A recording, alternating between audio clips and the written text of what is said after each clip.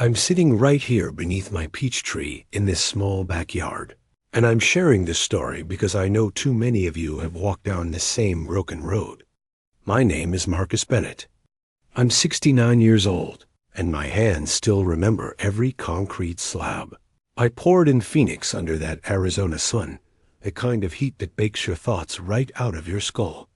February 2024 became the month I finally understood what people mean when they say, wrung dry.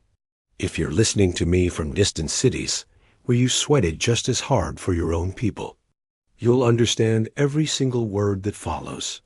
For 16 long years, I worked out west, sending every dollar, every last penny I earned back home to Atlanta, Georgia, to my Diana and my two children, Isaiah and Maya. I lived in a converted garage with 8 other workers. I ate ramen noodles and peanut butter sandwiches. I wore the same work boots for 4 years straight, because every dollar I didn't spend on myself was another dollar for the family. Another dollar toward our house on 1847 Magnolia Street. Tell me that's not the truth, brother, when you're far from home, working on those construction sites where the desert heat cooks you alive by noon. You survive on dreams. I dreamed about that house. I saw it every restless night on that lumpy air mattress that smelled like industrial cleaner. It was a humble house, sure, but it was ours. It had a small front porch, a living room where Diana would display the children's school pictures, and a dining room where we'd have our Sunday meals together. Every time I called Diana from that payphone 2 blocks from the worksite, I told her the exact same thing. Baby, every foundation I lay out here is for us. Every drop of sweat I lose goes straight into the walls of our home. And she would answer in that warm voice I kept tucked in my heart like a photograph. Oh, Marcus, don't you worry yourself sick. The children are doing just fine. The house is coming along slowly, but surely. It was 16 years, friends. 16 years of waking up at 4:30 in the morning. 16 years of a damaged back from carrying bags of concrete mix. 16 years of eating gas station hot dogs for lunch, not because they tasted good, but because lunch money was money I could wire home. The guys at the site called me obsessed. Marcus, live a little, man. Buy yourself a cold one. Go catch a movie. But I had a mission. I had a family counting on me. A house rising brick by brick thanks to my labor. On Sundays, while the others went to sports bars or hiking trails, I stayed behind writing letters. Yes, actual letters written by hand on that cheap notebook paper they sold at Pedro's Corner Market. I wrote to Diana telling her all my plans. When I get back, we're going to remodel that kitchen. We're going to plant a vegetable garden where you can grow your tomatoes. The children will each have their own space. And I sent separate little notes to the kids. I promised Isaiah we'd restore a classic car together. I told Maya I'd buy her the purple mountain bike she wanted so badly. You know what hurts the most? That through all those years, I was content. Content in my sacrifice. Content in my poverty. Content sleeping in that musty garage. Because I knew every day that passed brought me one day closer to coming home. Every month I sent that wire transfer felt like laying another brick in the foundation of our future. I finally came home in February 2024. My heart was racing like I was a young man about to see his sweetheart. The bus dropped me off at the terminal in Atlanta, and I carried my old duffel bag, the same one I had left with 16 years before, down those streets I knew by memory. They looked different now, more developed, more traffic, new strip malls, but I only had eyes for one direction, 1847 Magnolia Street. I walked deliberately down that street, savoring every step. I'm almost home, I told myself. I'm almost going to hold my Diana. I'm almost going to see how grown the children are. I had rehearsed the moment 1,000 times in my head. I'd knock on the door. Diana would rush out. She'd embrace me, crying. The children would follow close behind her. But when I arrived at 1847, something felt wrong. The house looked different. It had a new iron fence, elegant, painted charcoal gray. The windows had shutters I didn't recognize, those expensive wood ones that cost a fortune. In the driveway, there were two vehicles that weren't ours. A silver Mercedes and a black Escalade, both gleaming new. The yard had landscaping I hadn't arranged, professional work with stone borders and decorative plants. I stood on the sidewalk like a confused fool with my duffel bag in my hand, thinking maybe I had remembered the wrong address. But no, the number 1847 was mounted right there on the mailbox. Pedro's Corner Market was still visible down the block. It was my house, but it didn't feel like my home anymore. Then, Mrs. Patterson came out of the house next door. Mrs. Patterson had been our neighbor since we purchased the property, a kind woman who always had time for conversation on the sidewalk. She saw me, and her expression changed. The smile disappeared, and her eyes filled with sorrow. "Marcus," she said, walking slowly toward me like someone approaching to offer condolences at a funeral. "Child, when did you arrive?" "Just now, Mrs. Patterson," I answered, still hoping everything was just some misunderstanding. "I came to see Diana and the kids." "Are they inside?" Mrs. Patterson looked at me with pity that froze my blood. She removed her sun hat, turned it over in her hands, and said the words that split my life in half. "Marcus, sweetheart, your wife sold the house 4 months ago. They don't live here anymore. She moved to a new place in Buckhead with some younger gentlemen." The world tilted beneath my feet. My duffel bag dropped from my hands and burst open right there on the sidewalk, spilling my worn clothes onto the concrete. "She sold the house?" I asked, though my voice sounded like it belonged to someone else. "This is my house, Mrs. Patterson. I paid for it. I worked 16 years for this house." "Yes, child, I know," Mrs. Patterson said, helping me gather my clothes. "We all know you worked yourself to the bone for this place." But she said she needed the money, that times were difficult, and well, the house was in her name. That's when I understood the first part of what was waiting for me. But I still didn't know I was going to hear those words, wrung dry, come from the mouth of the woman who had been my entire world. I still believed there had to be an explanation, that Diana had sold the house because of some emergency, and that when she saw me, she'd explain everything, and we'd find a way to make things right. But when you've lived 69 years, brother, something deep inside tells you when things are truly finished. And that afternoon, standing on the sidewalk of Magnolia Street with my clothes scattered on the ground, I already knew that my life as I had dreamed, it was over. My friends, there are moments in life when the world flips upside down with a single sentence. Mrs. Patterson gave me the address where Diana lived, now a new condominium complex in Buckhead. One of those places where the buildings have security gates and the cars shine like show models. I walked all the way there, carrying my duffel bag, still clinging to that foolish hope men hold on to when they refuse to accept what they already know in their hearts. The building was contemporary, one of those with a doorman and granite floors in the entrance. I went up to the 5th floor and knocked on the door of Unit 512. The footsteps approaching weren't Diana's. They were heavy, a man's footsteps. The door opened, and there he stood, a man about 42 years old, with a designer polo shirt, expensive jeans, and what caught my attention the most, a thick platinum chain around his neck, the kind that weighs heavy and announces to the world that you have serious money.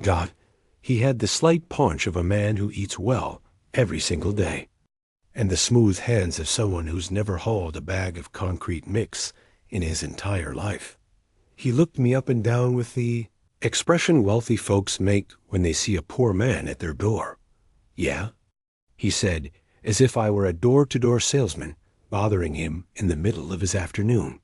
"I'm looking for Diana Bennett," I said, trying to maintain my dignity. "I'm Marcus, her husband." The man didn't budge from the doorway. He just shouted inside, "Diana!" Marcus is here." Then I saw her. My Diana emerged from the back of the condo, but she wasn't the woman I had left 16 years ago.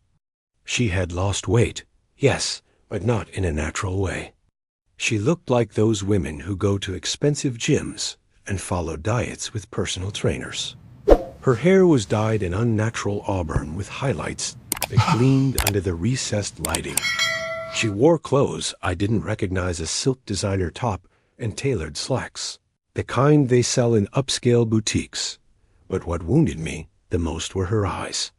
She looked at me like a stranger. There was no happiness, no surprise, nothing of the love I had carried in my heart all these years. "Marcus," she said, her voice cold as winter rain, "you finally made it back.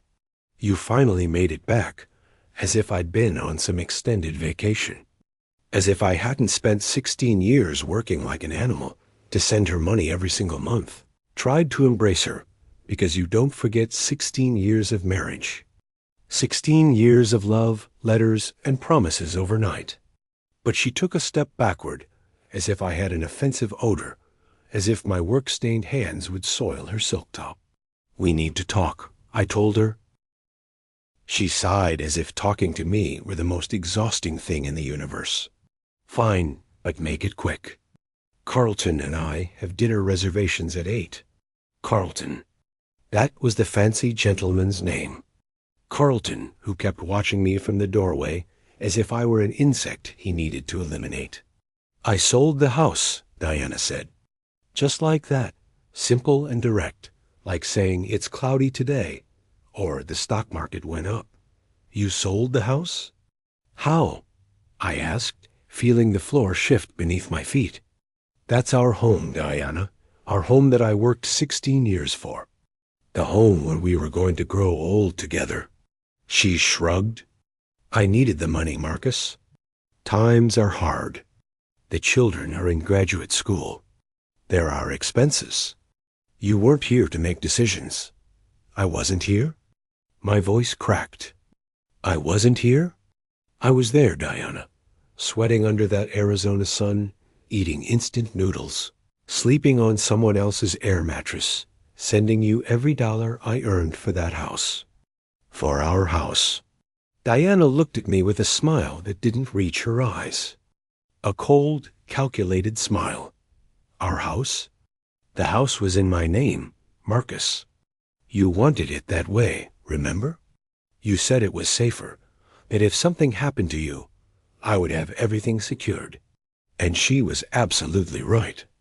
I had put the house in her name because I thought it was the responsible thing, because I trusted her, because I thought we were in the same boat, rowing toward the same destination.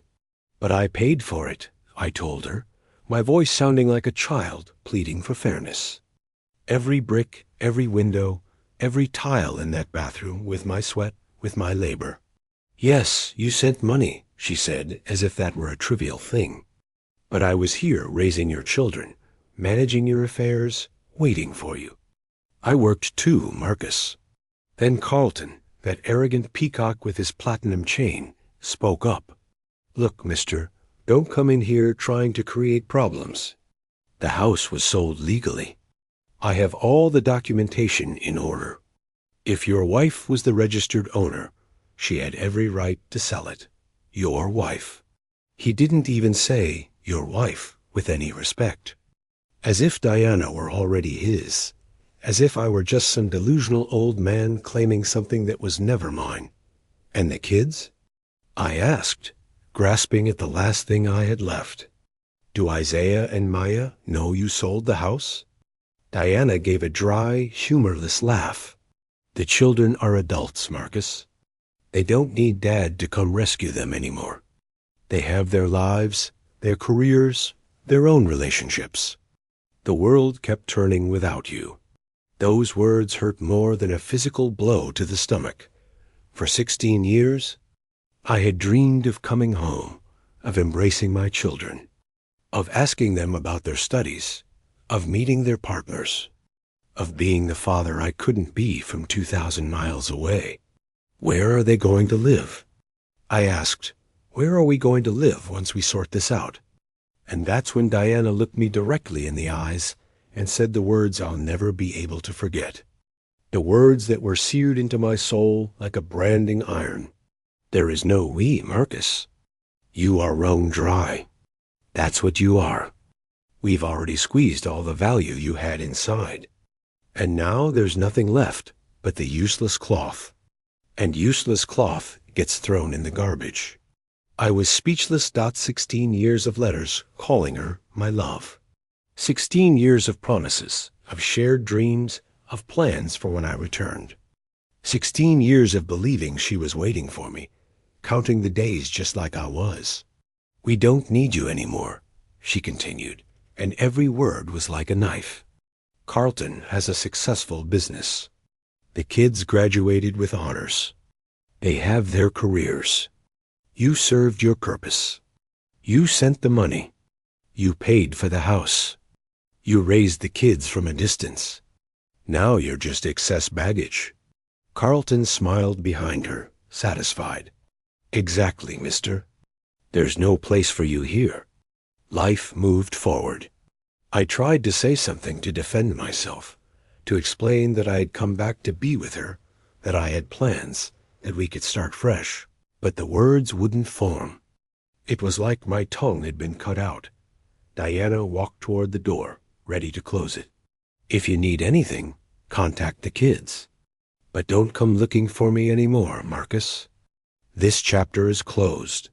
The door slammed shut with a harsh thud that echoed down the corridor. I stood there like a fool with my old duffel bag in one hand and my heart shattered in my chest. Behind the door, I could hear their voices. Diana laughing at something Carlton said, as if nothing had happened, as if she hadn't destroyed 16 years of my life in 5 minutes. I walked down the stairs slowly, feeling every step like climbing a mountain. Outside on the street, people were walking normally. Cars were passing normally. The world kept turning normally, but for me, everything had transformed.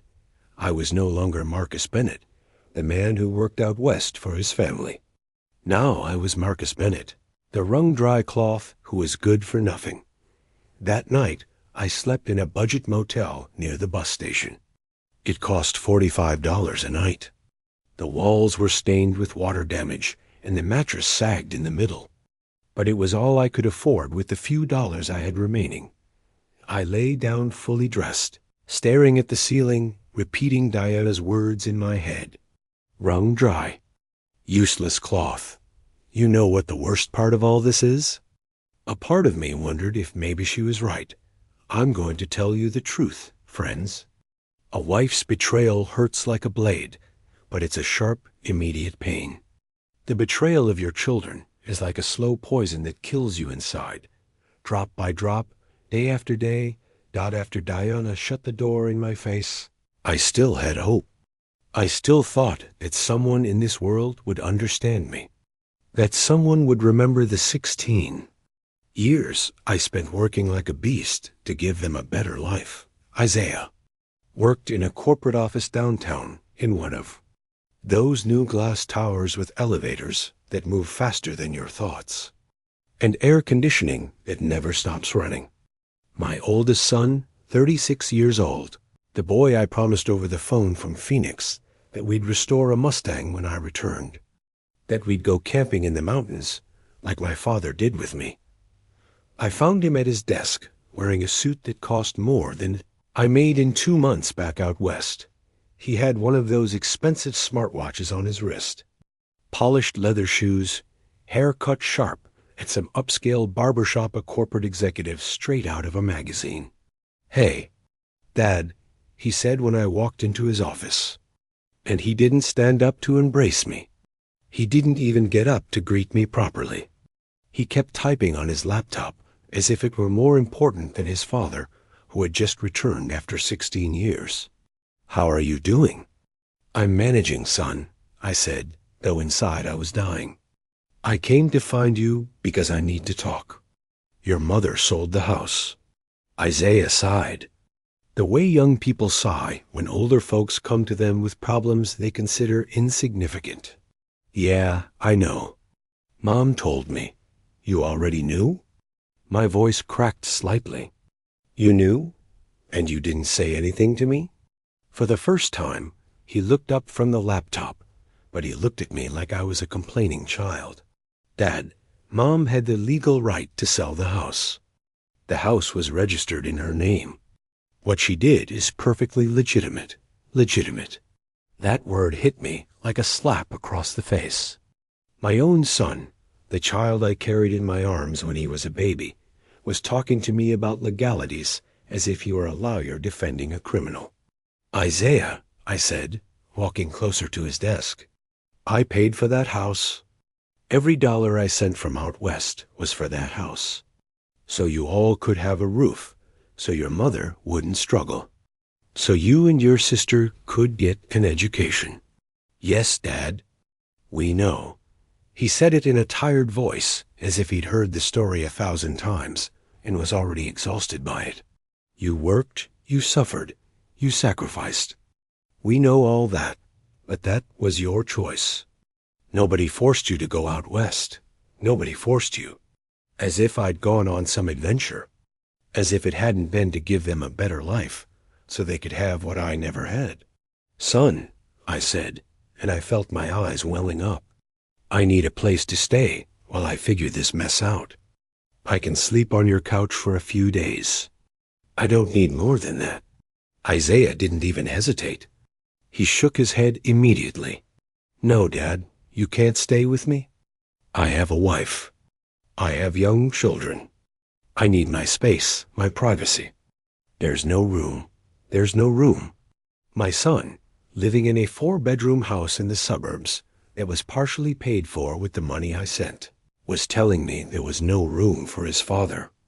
The same son whose first bicycle I bought by working double shifts in Phoenix. The one I sent money to for his college graduation, for his wedding, for the down payment on his own home.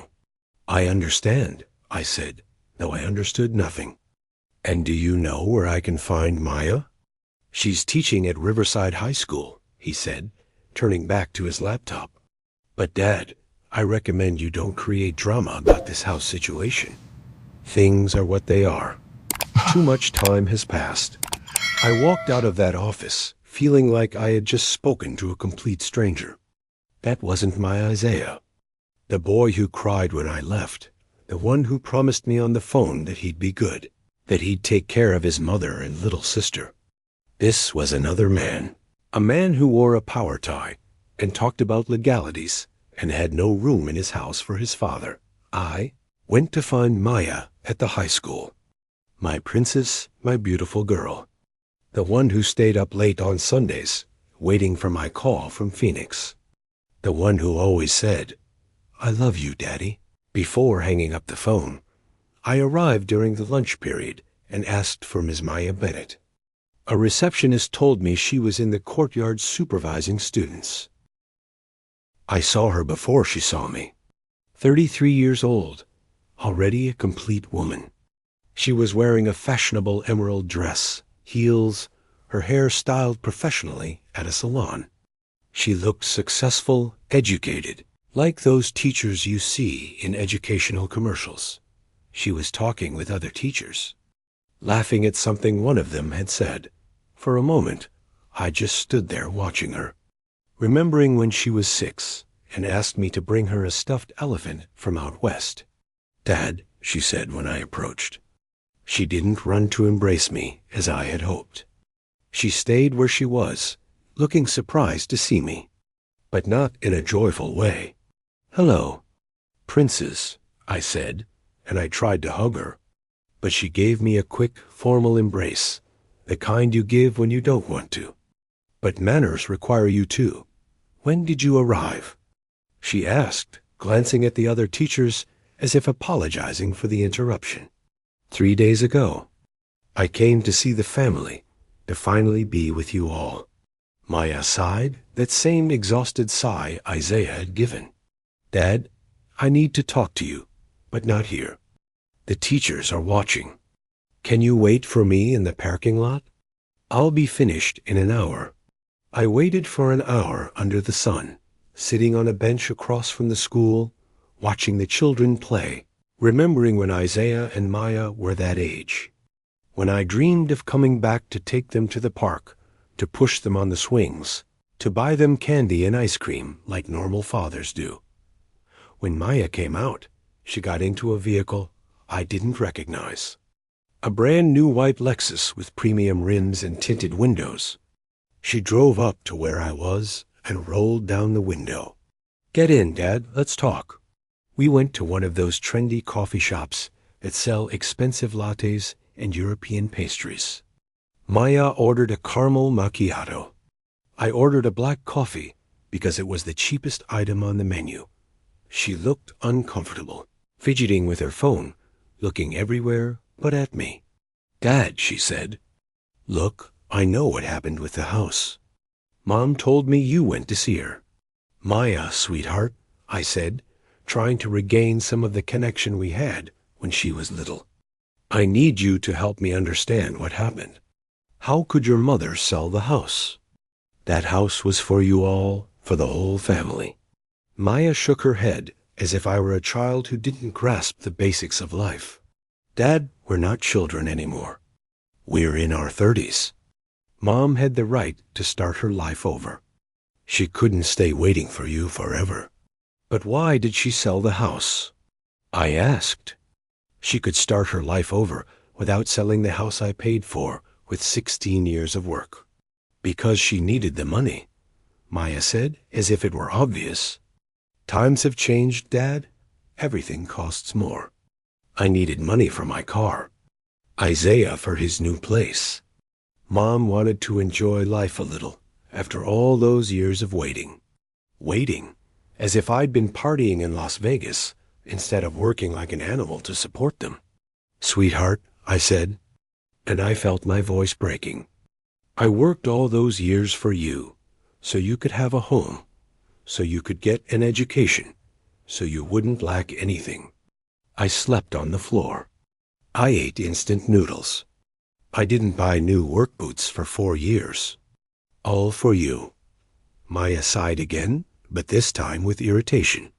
Yes, Dad, we know. You worked, you suffered, you sacrificed. You're a hero, right?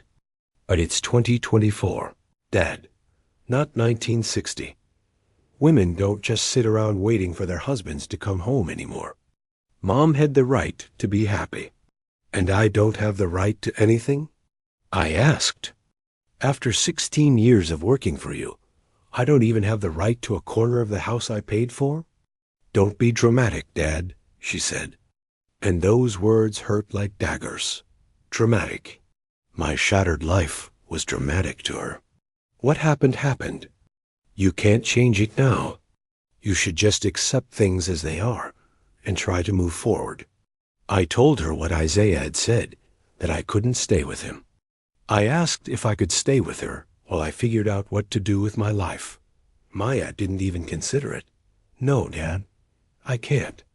I live alone, but it's a small condo. Plus, I'm at an age where I need my independence, my privacy. I can't have my father living with me. Then she took out her wallet, an expensive designer leather wallet that cost more than my duffel bag and everything inside it. She pulled out $250 in crisp bills and placed them in front of me. Here, she said, for you to live on for a few days while you decide what you're going to do. $250. As charity. Like you give money to panhandlers on the street to make them go away. I don't want your money, Maya, I said, pushing the bills back toward her. I want my family. This is your family, Dad, she said, pointing to the bills. This is the help we can give you. We can't do more. She stood up from the table, slung her expensive designer purse over her shoulder, and looked at me with a mixture of pity and annoyance. Take care. Dad, And please don't look for Mom anymore. Don't make things harder for her than they already are." She left in her new Lexus, leaving me sitting there with $250 on the table and my heart in pieces. The barista came over to ask if I wanted anything else, and I said no, I was leaving. I paid for the 2 coffees, with part of that $250. First time in 16 years I had spent money, given to me by my children instead of being the one giving it to them. That night in the same filthy motel room, I lay down to think about everything that had happened. The Sunday phone calls from Phoenix, when Maya would tell me about school and Isaiah would brag about his grades. The letters I wrote them, promising that when I returned, we would do all the things we couldn't do while I was away. The toys I mailed them every Christmas, buying them with the money I had left over after sending the main wire transfer for the house expenses. How is it possible that those children who said, "I love you, Daddy," on the phone had transformed into these adults who saw me as a burden? How is it possible that the girl who cried when the call was disconnected because the time had run out now didn't have room for me in her small condo? I got up and went to the bathroom to wash my face with cold water. In the mirror, I saw an old man with wrinkles I didn't have when I left, with gray hair, with hands calloused and cracked from concrete and desert sun. I saw a man who had given the best years of his life, believing he was building something for his family, and who now realized the only thing he had built was his own loneliness. "Maybe they're right," I said out loud, talking to my reflection in that stained mirror. "Maybe I really am wrung dry. Maybe I'm useless now." But something inside something that neither Diana's betrayal nor my children's rejection had been able to kill completely told me that couldn't be true. That a man doesn't just become garbage because his family decides they don't need him anymore. That there had to be something more, some way to recover not the lost love, because that was gone forever, but my dignity. That night, I couldn't sleep. I stayed awake until dawn, listening to the city sounds, thinking about everything I had lost, and wondering if there was still something worth fighting for. But you know what, friends? Sometimes God sends signs to those who are ready to see them. On the 4th day, in that miserable little room with the water-stained ceiling and the smell of mildew that seeped into my bones, I decided to do something I hadn't done since I arrived. Really search through my old duffel bag, that canvas bag that had been with me for 16 years, smelling of sweat and nostalgia, holding not just my clothes, but all the memories of my life in Phoenix inside.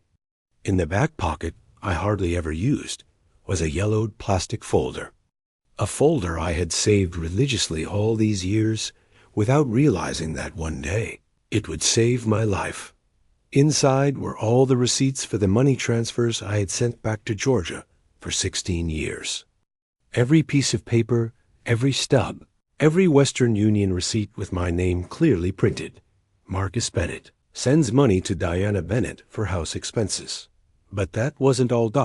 At the bottom of the folder, folded so many times it was tearing at the corners, was a piece of paper that made my hands tremble when I saw it. It was a letter I had sent Diana in 2010 when we were looking at properties to buy the house. A letter written in my own hand where I told her, "My love, I found the perfect property on Magnolia Street. It's for us, for our family. Every dollar I send is for that house that will be our home when I get back." And clipped to that letter was a copy of the preliminary agreement we had signed with the property seller. A document that clearly stated, "The house will be constructed with funds sent by Mr. Marcus Bennett from Arizona for the Bennett family estate." It wasn't a complete legal document, but it was proof. It was the truth written on paper. I sat on that sagging bed with those papers trembling in my hands, feeling like I could take a full breath for the first time in days. I wasn't crazy. I hadn't imagined anything. I had paid for that house dollar by dollar, drop of sweat by drop of sweat. The next day, I went to find Mrs. Patterson. I found her watering her garden, just like every morning since I'd known her. When she saw me arrive with my folder of papers, she knew immediately that something had changed in me. "Mrs. Patterson," I said, "I need you to recommend a lawyer, a good one who isn't afraid to fight for what's right." Mrs. Patterson set down her watering can and looked at me with those wise eyes people get when they've lived a lot. "Look, Marcus, I know a young man who has his office nearby. His name is Samuel Wright. He's an attorney. I watched him grow up from a boy. He's the son of Mr. Wright, the factory worker who went up north to work when Samuel was little. Does he charge a lot?" I asked, because I knew I wouldn't get far with the $250 my children had given me. "I don't know that, child, but he's a good person. He went to college on scholarships. He graduated with honors from Emory. They say he's one of the few lawyers who still believes in real justice, not just money." Mrs. Patterson gave me the address, a small 2-story building on Peachtree Avenue, painted cream with a discreet plaque that read, "Attorney Samuel Wright, Civil and Family Law." I went up the stairs slowly, feeling every step bring me closer either to salvation or to another bigger disappointment. The receptionist was a young woman who greeted me kindly. "How can we help you?" she asked without looking at me with the contempt I had grown accustomed to seeing in people's eyes when they saw my worn clothes and calloused hands. "I need to speak with the attorney," I said. "It's about a property problem. I'm Marcus Bennett." She asked me to wait. The office was small but clean, with organized law books on the shelves and a photograph of Dr. King on the wall. It wasn't one of those fancy law firms with marble floors where lawyers charge you just to breathe their air, but a place where you could tell honest people worked. 10 minutes later, he came out. Attorney Samuel Wright. 39 years old, tall, athletic build, with intelligent eyes and the confident but humble manner of self-assured men.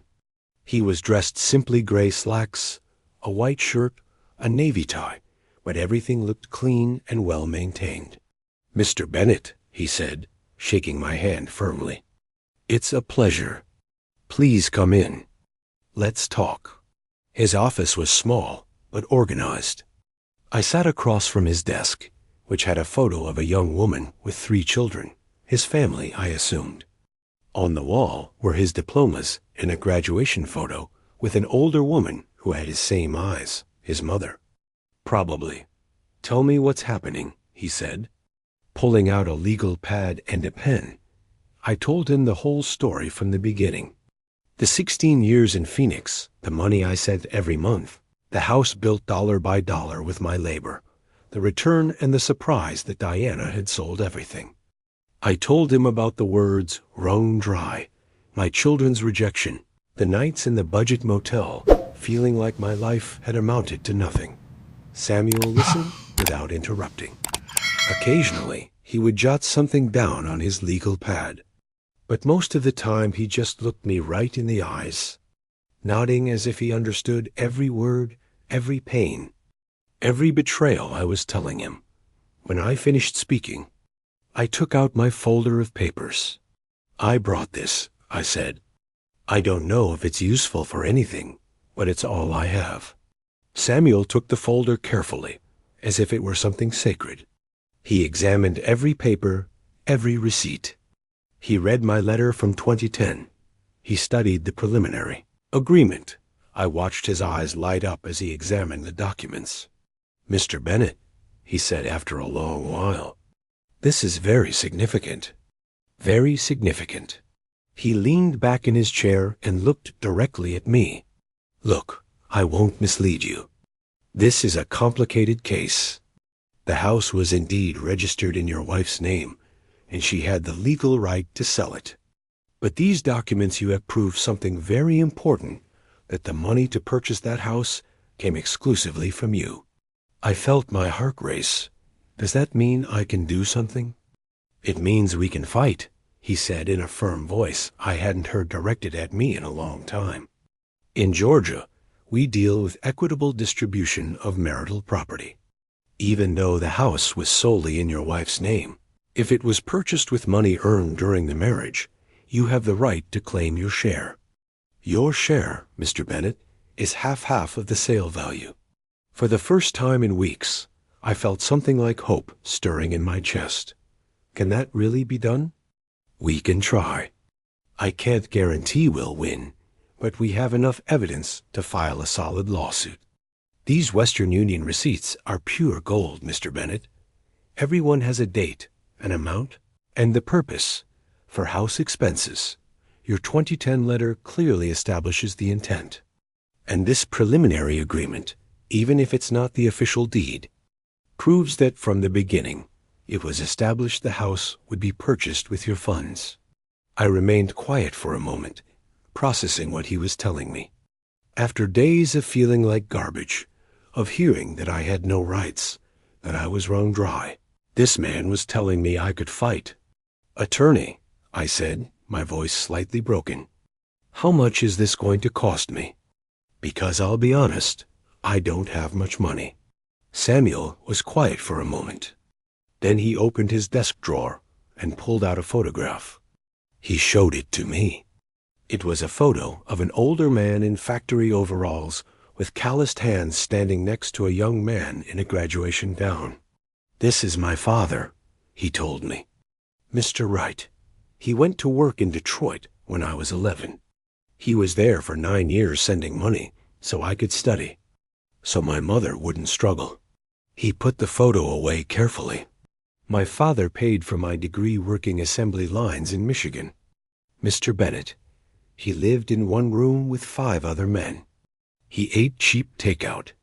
He wore the same jacket until it had holes. All so I could have a better life." He leaned forward and looked me straight in the eyes. "When I look at your case, Mr. Bennett, I see my father.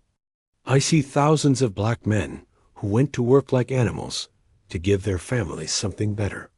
And I won't let them treat you like garbage after everything you did.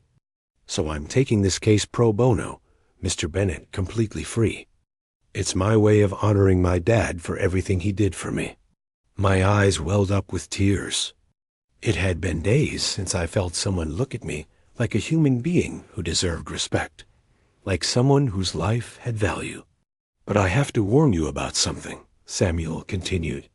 "It's going to be a long fight. Your wife is going to hire lawyers. She's going to fight back. She's going to try to prove you have no right to anything. And your children will possibly side with her." "They already have," I said. "They already made it clear that I don't exist to them." "Then be ready, Mr. Bennett, because this is going to get ugly. But I promise you one thing, we're going to fight with everything we have. And if God is willing and justice still exists in this country, you're going to get back what's yours." That afternoon, I walked out of Attorney Samuel's office, feeling something I hadn't felt since I got back to Georgia, that I still had dignity, that my life hadn't been in vain, that a man who worked 16 years for his family couldn't be treated like garbage just because that family no longer found him convenient. Samuel had asked me to gather every memory I could, letters, photographs, names of people who knew me and knew about my sacrifice. "The memory of a man your age is a treasure. Mr. Bennett," he said, "the elders remember what's important, and we're going to use every memory to build our case." That night, in my motel room, I started writing on some cheap notebook paper. I began recording every detail I remembered from those 16 years. Every phone call, every letter I sent, every promise I made. The names of the neighbors who knew my story, the important dates. The moments when I talked to Diana about the house we were building together. For the first time in weeks, I stayed awake not from sadness, but from hope, because I had found someone who believed in me. Someone who understood that behind those crumpled papers was an entire life of work and sacrifice that deserved to be defended. As my grandmother, rest her soul, used to say, "God doesn't abandon those who don't abandon themselves." And I Marcus Bennett. Was not going to abandon myself anymore. The legal battle lasted 9 months, my friends. 9 months that felt like forever, but which taught me something I had forgotten during all those years of humiliation, that a man who fights for what's right is never completely defeated. Even if the whole world turns against him. Diana hired the most expensive attorney in Atlanta, with the money from the sale of my house, a slick type. One of those who wear Italian suits and use complicated words to confuse simple folks. In the hearings, Diana would arrive dressed like a wealthy woman, always accompanied by Carlton, with his platinum chain gleaming under the courthouse lights. She looked at me as if I were a roach that had dared to climb onto her crystal table.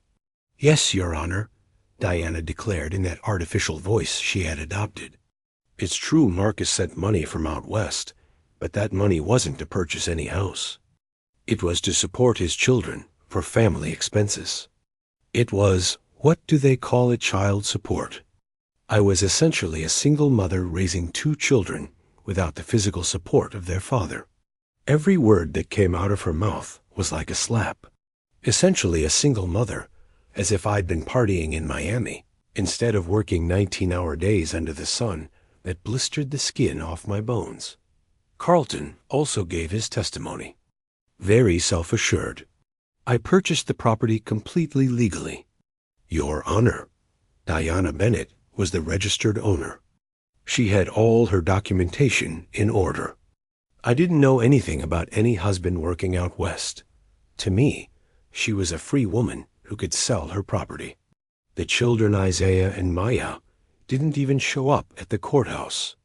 When Samuel subpoenaed them as witnesses, they sent letters to their own attorneys saying they didn't wish to participate in family conflicts and that they respected their mother's decisions. They didn't even have the courage to come lie to my face. They preferred the cowardice of silence. But my lawyer, Samuel, was a warrior for justice. I swear to you, that young man worked as if his life depended on this case. He found Pedro, the owner of the corner market, who perfectly remembered when I called from Phoenix and shouted to Diana from the payphone, "My love, I already wired the money for the materials.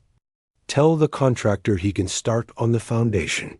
He tracked down Mrs. Johnson, the neighbor who lived next door to our house, who testified, "I saw the money transfers arrive every month. Diana always said, 'Marcus's money for the house just arrived.' The whole neighborhood knew that house was being paid for by her husband from the other side of the country. Samuel presented all my letters as evidence. Those letters I wrote on Sundays in my miserable Phoenix room with a cheap ballpoint pen and dollar store notebook paper, pouring my heart out in every line. My love, every brick laid in that house will be like a piece of my soul returning home. That will be our house where we'll grow old together, where the grandchildren will come to visit." Diana's attorney tried to discredit everything. He said the letters were sentimental expressions with no legal value, that the witnesses were simple people confusing the facts, that the Western Union receipts didn't specify the money was exclusively for the purchase of property. But Samuel had a trump card that even I didn't know was so important. The letter from 2010 where I wrote to Diana, "We found the perfect property on Magnolia Street. With your savings from your sewing work and the money I send, we'll be able to make the down payment. This house will be our family estate, my love. The only thing we'll leave our children. Do you see, Your Honor?" Samuel said, holding up the letter like scripture. "It's crystal clear right here. Mr. Bennett speaks of our family estate, not a gift or child support. He speaks of a joint investment for the future of the Bennett family." The hearings became a war of attrition. Diana and her attorney presented technical arguments. They talked about registered title and presumption of ownership. They tried to paint me as an irresponsible man who had abandoned his family and was now returning to claim what had never been his. I sat in that cold courtroom with my budget suit that I had bought at a discount store, the only suit I'd ever owned. Listening to them turned 16 years of sacrifice into a story of abandonment and selfishness. Some nights I went back to my motel room and cried from rage, feeling that no matter how much proof we had, Diana's money and influence were going to prevail. But Samuel never lost faith. Justice sometimes takes time, Mr. Bennet, but it always arrives in the end, and we have the truth on our side. The decisive moment came in September 2024. Samuel had subpoenaed Mr. Hernandez, the contractor who had constructed the house, as a witness, a 62-year-old man with hands marked by cement and limestone. He came to the courthouse in his Sunday best, hat in hand. "Your Honor," Mr. Hernandez said with that honesty true working men have, "I built that house brick by brick, and every month when Mr. Bennet's money arrived, Mrs. Bennet would tell me, 'My husband's transfer is here. We can continue building.' I never heard it was money for anything other than the house." Diana's attorney tried to confuse him with technical questions, but Mr. Hernandez answered with the wisdom of a man who has lived a lot. "Look, attorney, I don't know laws, but I know houses. And that house was built with Mr. Bennet's sweat, even though he was 2,000 miles away, on October 3rd, 2024. And what a perfect autumn day for my own rebirth. The judge called all parties to deliver the verdict. I woke up early that day, bathed carefully, put on my budget suit and my only tie. Samuel picked me up at the motel, and we walked to the courthouse together. "Nervous, Mr. Bennet?" he asked. "No, son," I answered. "We've already done everything we could do. Now it's in the hands of God and justice." The courtroom was full. Diana arrived with her expensive attorney. Carlton walked behind her like a trained dog. They sat on the other side without looking at me once. I sat next to Samuel, feeling that for the first time in months, I had someone on my side who truly believed in me. The judge entered, an older woman with silver hair who looked serious but fair. We all stood until she sat down. Then she began to read her ruling in a clear, firm voice, having analyzed all the evidence presented by both parties. This court rules as follows. It is true that the house located at 1847 Magnolia Street was registered in the name of Mrs. Diana Bennet. However, the evidence convincingly demonstrates that the funds for the acquisition of said property came exclusively from the work of Mr. Marcus Bennet in Arizona. I felt my heart ready to burst from my chest. Diana turned pale. Her attorney frantically took notes. The Western Union receipts, the letters sent by the plaintiff, and the testimonies of the witnesses clearly established that there was a joint family project for the construction of a home that would serve as the family estate for the Bennet family. The fact that the property was registered solely in the wife's name does not invalidate Mr. Bennet's right to claim his share in an asset acquired during the marriage with his resources. The judge paused, removed her reading glasses, cleaned them slowly, and continued reading. Therefore, this court recognizes the right of Mr. Marcus Bennet to claim 50% of the sold property's value. Mrs. Diana Bennet is hereby ordered to pay the plaintiff the amount of $185,000 corresponding to half the sale value of the house located at 1847 Magnolia Street. The judge's gavel sounded like thunder. Samuel embraced me. I sat there unable to believe what I had heard. After months of humiliation, after being treated like garbage, after hearing I was wrung dry, justice had proved me right. Diana left the courthouse without saying a word, followed by her attorney, who muttered something about appealing the decision. Carlton looked furious, as if his new toys had been stolen. "We did it, Mr. Bennet," Samuel said as we walked through the downtown streets. "We did it." But I didn't feel like celebrating. I hadn't won out of revenge or greed. I had won something more important. I had recovered my dignity. I had proven that the life of a man who works honestly has value, that it can't be discarded like trash just because it's no longer convenient with part of that money. I bought a small house on the outskirts of Atlanta. It's not much, 2 bedrooms, a living room, a simple kitchen, and a backyard big enough for a modest garden. But it's mine, paid for with the justice life owed me.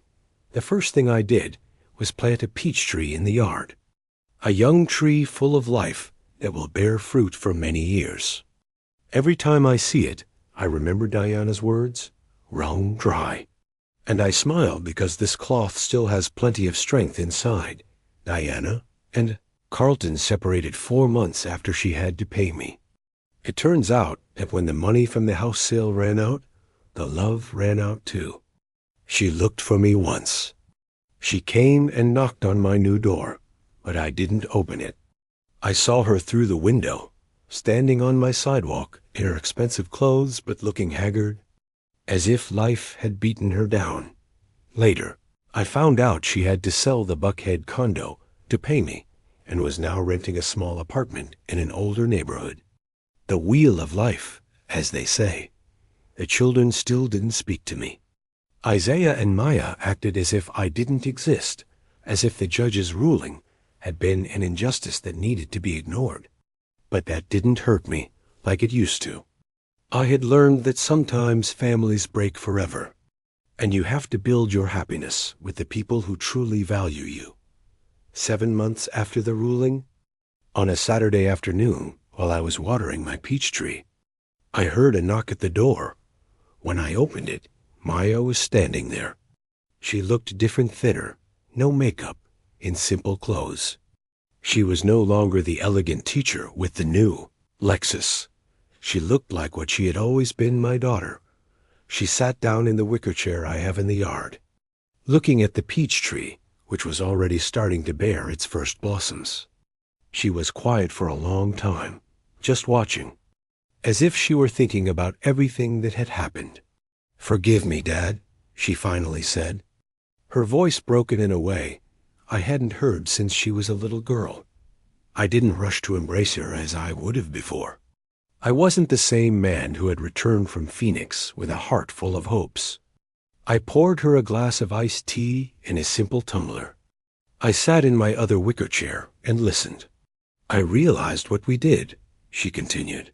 "How terribly we treated you. Mom filled our heads with ideas. She convinced us we didn't need you anymore, that you were just a burden from the past. And what do you think now?" I asked her without harshness, but also without the automatic affection I once had.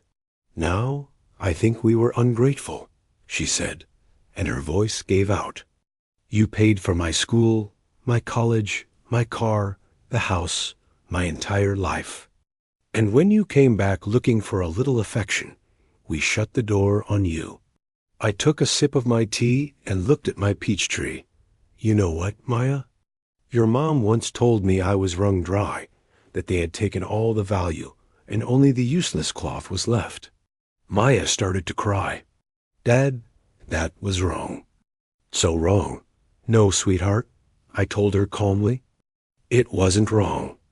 It was correct, but not for the reasons she thought." Maya looked at me, confused. "A man becomes wrung dry when he lets himself be wrung," I explained. "I let myself be wrung for 16 years. I worked like an animal. I lived like a beggar. I completely forgot about myself because I believed that's what I had to do for you. I became wrung dry because I wrung myself." I stood up and touched a branch of the peach tree. "But I won't let myself be wrung anymore. Now I know a man has to take care of himself too, that he can't give everything away and expect others to take care of him. Do you forgive me, Dad?" "I already forgave you, Maya. I forgave you the same day the judge ruled in my favor. But things can't go back to how they were." "I understand," she said. "Can I come visit sometimes?" "You can come whenever you want," I answered. "But not as the daughter who comes for Dad to solve her problems. Come as the person who wants to know the man I've become. Now I live peacefully. I work part-time in a woodworking shop near my house, making simple furniture for folks in the neighborhood. I don't make much, but it's enough for my simple life. In the afternoons, I sit under my peach tree with a book or just watching the sunset, feeling a peace I hadn't felt in decades. Samuel, the attorney, became my friend. He comes over for Sunday dinner. We talk about life, his children, my plans for the garden. He's a good man, the kind there aren't many of left in the world. You won, Mr. Bennett, he always tells me when he visits. No, my friend, I answer, looking at the hills visible from my yard. I didn't win. I recovered something I had lost long before Diana sold the house. What did you recover? My dignity, Samuel. The right to live with my head held high. That's not a victory over others. That's a victory over yourself. And it's true, friends. The money they paid me didn't bring back my family or erase the years of humiliation. But it brought back something more valuable, the certainty that a man who has worked honestly all his life deserves respect. Starting with self-respect, every night before I go to sleep, I step out onto my porch and touch the leaves of my peach tree.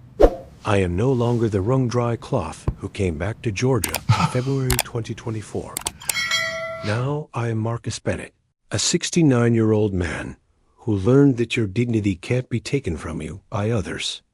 You can only lose it yourself, and I'm never going to lose it again. Isaiah came to see me last month. He didn't say much, just stood in my yard looking at the peach tree for a long time. Before he left, he said, "I'm sorry, Dad, I was wrong." I nodded. Time will tell if he means it, but at least he came. The peach tree is growing strong now. In the spring, it will bear its first real harvest. I plan to make peach preserves like my grandmother used to make. Maybe I'll give some jars to Samuel's family. Maybe I'll give one to Maya when she visits. Maybe even one to Isaiah if he comes back, because that's what fruit is for, to be shared with those who appreciate it, not wasted on those who think the tree exists only to serve them. Did you like my story? And which city are you listening from? Let's meet in the comments. If you enjoyed this story, you can support me by sending a super thanks so I can keep bringing more stories like this. Thank you so much for your incredible support. I'm looking forward to your thoughts on the story. On the screen, you can see 2 new life stories that I highly recommend. There's so much more on my channel. Don't forget to subscribe. See you in the next life story.